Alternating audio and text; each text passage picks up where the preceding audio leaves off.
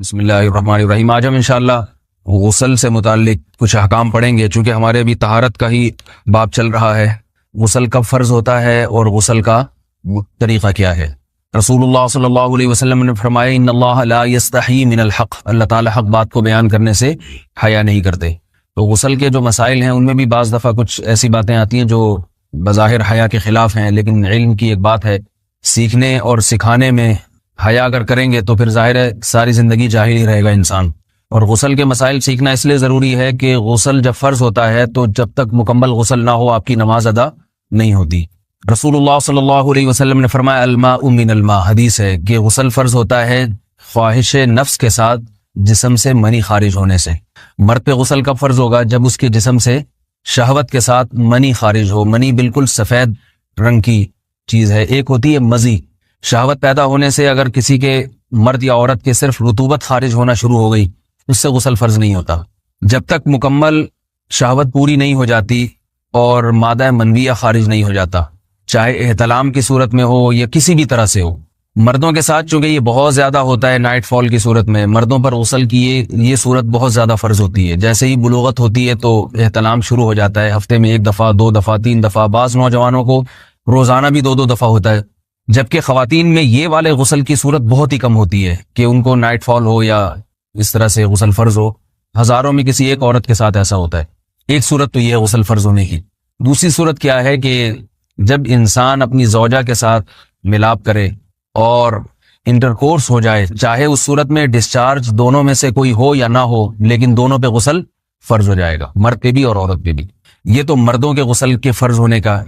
مردوں کے غسل میں ایک چیز یہ بھی ہے کہ اگر آپ نے رات کو نیند کی اور صبح آپ اٹھے اور آپ نے کپڑوں پہ نشان دیکھا، اب آپ کو یہ پتہ نہیں چل رہا کہ یہ منی کا نشان ہے یا مزی کا ہے، تو بھی آپ پر غسل کرنا فرض ہے۔ یہی سمجھا جائے گا کہ یہ آپ خواب میں ڈسچارج ہوئے ہیں۔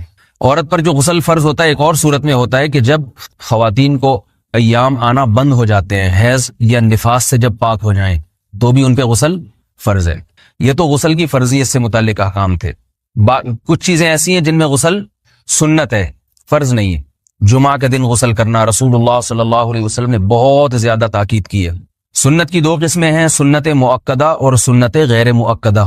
مؤکدہ وہ ہوتی ہیں کہ جن کو چھوڑنے کا اگر کوئی معمول بنا لے تو گناہ کا خطرہ ہے اور ایسا شخص قابل ملامت ہے، اسے شریعت ملامت کرتی ہے، برا بھلا کہتی ہے۔ تو غسل سنت مؤکدہ ہے، ہفتے میں 1 مرتبہ، چاہے جمعے کے دن ہو یا کسی بھی دن ہو۔ جو مسلمان ہفتے میں 1 دفعہ بھی نہیں نہاتا، وہ کتنا ہی نیٹ کلین ہو، مگر شریعت کی نظر میں وہ قابل ملامت ہے، اسے تانے دینے چاہیے کہ شرم نہیں آتی ہو مسلمان مگر رہتے ہو بھنگیوں اور چماروں کی طرح۔ ملامت تو اسی کو کہتے ہیں نا۔ اس کی دلیل رسول اللہ صلی اللہ علیہ وسلم نے فرمایا، صحیح حدیث ہے، حق علی کل مسلم ان یغتسل کل اسبوع مرۃ، کہ ہر مسلمان پر لازم ہے کہ وہ ہفتے میں کم از کم 1 مرتبہ غسل کرے۔ ہر مسلمان پر لازم ہے، چاہے اس پہ غسل فرض نہ بھی ہو۔ اور کس دن بہتر ہے؟ جمعہ کے دن۔ نبی صلی اللہ علیہ وسلم نے حکم دیا ہے کہ جمعے کے دن غسل کیا جائے۔ امام احمد ابن حنبل کا مذہب یہ ہے کہ جمعے کے دن غسل کرنا واجب ہے، صرف سنت نہیں ہے بلکہ واجب ہے، لیکن جمہور کا مذہب یہ ہے کہ سنت عمل ہے۔ غیر مسلم جب اسلام قبول کرتا ہے تو اس وقت بھی اس کے لیے غسل کرنا سنت ہے۔ جب ہم مردے کو نہلاتے ہیں تو جو مردے کو نہلائے اس کے لیے بھی خود غسل کرنا افضل ہے، سنت عمل ہے۔ عید کے دن غسل کرنا سنت عمل ہے۔ تو یہ وہ تمام مواقع ہیں جن میں غسل کرنا رسول اللہ صلی اللہ علیہ وسلم کی سنت ہے۔ غسل کا طریقہ کیا ہے؟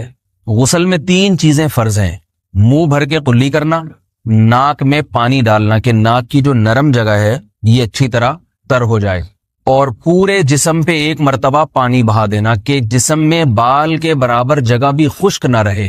یہ تو ہے فرض، یعنی یہ کام کسی نے کسی بھی طرح سے کر لیا تو غسل ادا ہو جائے گا، چاہے اس کی نیت غسل کی تھی یا نہیں تھی۔ کوئی آدمی چلتا ہوا جا رہا ہے، پھسل کے تالاب میں گر گیا، پورے غوطے کھا کے باہر نکلا، قلی کر لے اور ناک میں پانی ڈال لے تو غسل اس کا ادا ہو جائے گا۔ البتہ چونکہ نیت نہیں تھی لہذا غسل کا ثواب نہیں ملے گا، ثواب نیت کے بغیر نہیں ملتا انسان۔ دلائل اس کے الگ موضوع ہے کہ اس کی دلیل کیا ہے کہ بغیر نیت کے بھی غسل ہو جاتا ہے، لیکن میں نے بتایا دلائل کا سیشن نہیں ہے، اس میں پھر بات لمبی ہو جائے گی۔ تو یہ تو ہے فرض، پورے جسم پہ پانی بہانا، کلی اور ناک میں پانی۔ سنت طریقہ کیا ہے؟ رسول اللہ صلی اللہ علیہ وسلم غسل کیسے کرتے تھے؟ سنت طریقہ جس پہ جو اختیار کرنا چاہیے وہ طریقہ یہ ہے کہ جب آپ غسل کے لیے بیٹھیں تو سب سے پہلے وہ جگہ دھوئیں جہاں نجاست اور ناپاکی لگی ہوئی ہے. نائٹ فال ہوا, کسی کو احتلام ہوا, تو جہاں جہاں گندگی لگی ہے پہلے اس جگہ کو دھوئیں. استنجا کریں, شرمگاہ کو دھوئیں اچھی طرح. سمجھ رہے ہیں بات کو؟ اس کے بعد ہاتھ دھوئیں اور مکمل وضو کریں جیسے ہم عام حالات میں وضو کرتے ہیں. مکمل وضو کرنے کے بعد دائیں کندھے پہ پانی ڈالا, لیفٹ سائڈ پہ پانی ڈالا. پہلے زمانے میں تو چلو سے غسل ہوتا تھا, ہاتھ دھو لیے تو اب چلو سے پانی لے کے یہاں ڈالا جا رہا ہے, چلو سے پانی لے کے یہاں ڈالا جا رہا ہے, پورے جسم پہ ملا جا رہا ہے, اور چلو سے پانی لے کے 3 دفعہ سر پہ ڈالا جا رہا ہے. تو آج کل چلو الو تو ہے نہیں, شاور کے نیچے جا کے کھڑے ہو جاتے ہیں. تو اس میں یہ کہ شاور کھولے اس میں کھڑے ہو جائیں, سارے چلو اس میں خود بخود ہی ہو جائیں گے, پورے جسم پہ پانی بہہ جائے گا. نبی صلی اللہ علیہ وسلم کے دور میں یہ جدید چیزیں نہیں تھیں, شیمپو اور صابن. تو آپ صلی اللہ علیہ وسلم بیری کے پتوں سے غسل کی ترغیب دیا کرتے تھے. بیری کے پتوں کو اگر پانی میں پکایا جائے تو پانی میں میل کچیل صاف کرنے کی صلاحیت بہت بڑھ جاتی ہے. ہمارے زمانے میں اس تکلف کی ضرورت نہیں ہے, صابن ملتے ہیں اس سے نہایا کریں. بہرحال کہنے کا مقصد یہ آپ لوگوں سے, تو یہ سنت طریقے سے غسل ہو جائے گا آپ کا. سمجھ رہے ہیں بات کو؟ سب سے پہلے استنجا کیا, اس کے بعد وضو کر لیا, اس کے بعد غسل کر لیا. اگر کسی نے غسل میں وضو نہیں کیا اور ویسے ہی پورے جسم پہ پانی بہا دیا تو بھی اس کا وضو خود بخود ہو جائے گا. اس غسل سے وہ نماز پڑھ سکتا ہے, کیونکہ بعض لوگ غسل کرنے کے بعد دوبارہ وضو کر رہے ہوتے ہیں. اس کی ضرورت نہیں ہے, کیونکہ جب غسل کرتے ہیں تو وضو والے اعضاء تو خود بخود اس میں دھل جاتے ہیں. یہ ہے غسل کا طریقہ. وضو کیسے ٹوٹتا ہے؟ جن چیزوں سے غسل فرض ہوتا ہے ان چیزوں سے وضو تو بہرحال ٹوٹتا ہی ہے. اس کے علاوہ بھی وضو ٹوٹتا ہے.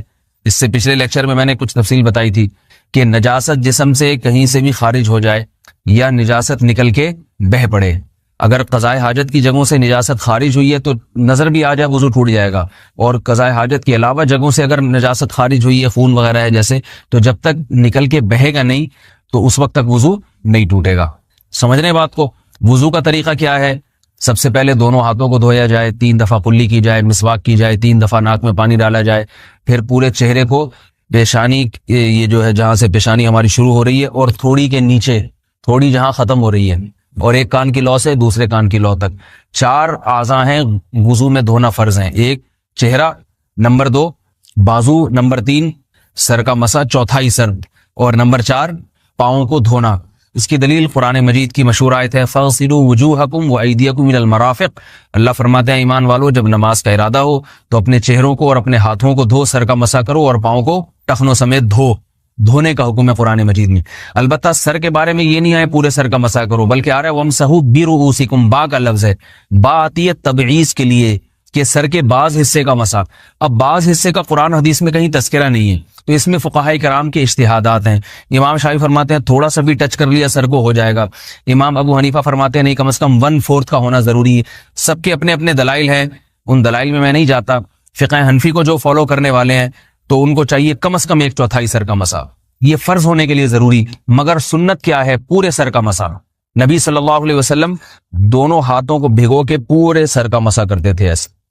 سمجھ رہے بات کو؟ اور مسا کے جو یہ ٹیکنیکل طریقے ہیں کہ آپ یوں پہلے انگلی بنائیں, پھر یوں لے کر جائیں, پھر یوں گھما کے لائیں, پھر یوں, یہ ٹیکنیکل طریقے حدیث سے ثابت نہیں. مسا کا طریقہ کیا ہے؟ بھیگا ہوا ہاتھ لے کے ایسے پورے سر کو ہو گیا. پھر حدیث میں یہ بھی ہے کہ یوں لے جاؤ اور یہ بھی ہے کہ 2 واپس بھی لے کر آؤ, دونوں طرح سے ثابت. تو ایسے بھی کر سکتے ہیں کہ یوں لے جائیں, اور ایسے بھی کر سکتے ہیں لے کے جائیں اور پھر واپس بھی لے آئیں, دونوں طریقے جائز ہیں. لیکن کم از کم سنت اتنی ہے کہ پورے سر کا مسا ہونا چاہیے. بعض لوگوں کو شو مارنے کا شوق ہوتا ہے, اگر وہ واپس لائیں تو بال ان کے خراب ہو جاتے ہیں, کہتے ہیں یار یہ پھر مسئلہ خراب ہو جائے گا, تو پھر ایسے لوگ صرف یوں ہی لے جائیں کافی ہے. افضل تو یہ کہ یوں بھی لے جائیں یوں بھی لے جائیں, دونوں طرح سے صحیح ہے. بہرحال دونوں حدیث سے ثابت ہیں. سمجھ رہے ہیں بات کو؟ اور یہاں ایک اہم مسئلہ بتا دوں, قرآن مجید نے پاؤں کو دھونے کا حکم دیا ہے, پاؤں پہ مسا کرنے کا حکم نہیں دیا. اور حدیث میں خفین پر مسا کرنے کا حکم ہے. تو قرآن اور حدیث کو فقہا نے جمع کیا ہے, لہذا وہ موزے جن میں آسانی سے پاؤں دھوئے جا سکتے ہیں ان میں چاروں ائمہ کے نزدیک پاؤں پہ مسا کرنا جائز نہیں. سعودی عرب میں جو بعض سلفی حضرات اور یہاں ہمارے ہاں بھی اہل حدیث حضرات نے عام موضوع پر بھی جو مسا کی ایک روایت ڈال دی ہے, اسلاف میں, تابعین, تبع تابعین میں اور چاروں ائمہ کے مذاہب میں اس کا ثبوت نہیں ملتا. اگر اسلاف میں کوئی قائل بھی ہے تو ایک شاذ قول, اکا دکا قول ملتا ہے, ورنہ یہ ائمہ اربعہ کے مذہب کے خلاف ہے. اور جو احادیث جو نقل ہوتی ہیں صحیح سند کے ساتھ ان کے بھی خلاف اور قرآن کی آیت کے بھی خلاف ہے. اس لیے کسی نے عام ساکس پہ اگر مسا کر لیا، جو عام طور پہ آفس پہن کے جاتے ہیں لوگ، اس میں تو پاؤں، آپ اگر ساکس کو پانی کے نیچے رکھیں پورا پاؤں دھل جائے گا آرام سے. تو وہاں کیا ہو رہا ہے کہ قرآن مجید کے حکم کی مخالفت لازم آ رہی ہے، آپ پاؤں دھو نہیں رہے. تو اس لیے ہم یہ سمجھتے ہیں کہ اس صورت میں نماز ادا نہیں ہوگی. سعودی عرب میں بعض سلفی حضرات نماز پڑھاتے ہیں، وہ ایسے ہی کرتے ہیں کہ عام ساکس پہ مسا کر کے نماز پڑھا لیتے ہیں. تو فتویٰ اسی پر ہے کہ ان کی اگر کسی کو یقین ہے کہ اس نے عام ساکس پہ مسا کر کے نماز پڑھائی ہے تو اس کے پیچھے نماز ادا نہیں ہوگی، کیونکہ قرآن کے مطابق اس کا وضو ہوا ہی نہیں ہے. صدیوں تک کوئی بھی اس قول کا قائل نہیں رہا ہے کہ عام ساکس پہ بھی مسا ہو جاتا ہے. یہ ابن تیمیہ رحمہ اللہ تعالیٰ 7ویں صدی میں اس کے قائل تھے، اور تابعین میں اکا دکا قول ملتے ہیں اس کے، لیکن شاذ قول ہیں، مرجوح قول ہیں جن پر امت نے فتویٰ نہیں دیا. اور اب سعودی عرب میں بعض سلفی حضرات اس کے قائل ہیں. ہمارے ہاں اہل حدیث حضرات بھی چونکہ اکثر سعودی عرب کے سلفی حضرات ہی کو فالو کرتے ہیں، تو انہوں نے بھی وہیں سے یہ فتویٰ لیا ہے. لیکن ائمہ اربعہ کے مذہب میں اور دلائل کے لحاظ سے دیکھا جائے تو یہ مذہب کمزور ہے. قرآن نے پاؤں کو دھونے کا حکم دیا، آپ دھوئیں گے پاؤں جب تک دھونا ممکن ہے. چمڑے کے موزے ہیں ان کو دھونا ممکن نہیں ہے اتارے بغیر، لہذا ان موزوں کے اوپر مسا ہو جائے گا. تو اس سے قرآن پر بھی عمل ہو جائے گا اور حدیث پر بھی عمل ہو جائے گا.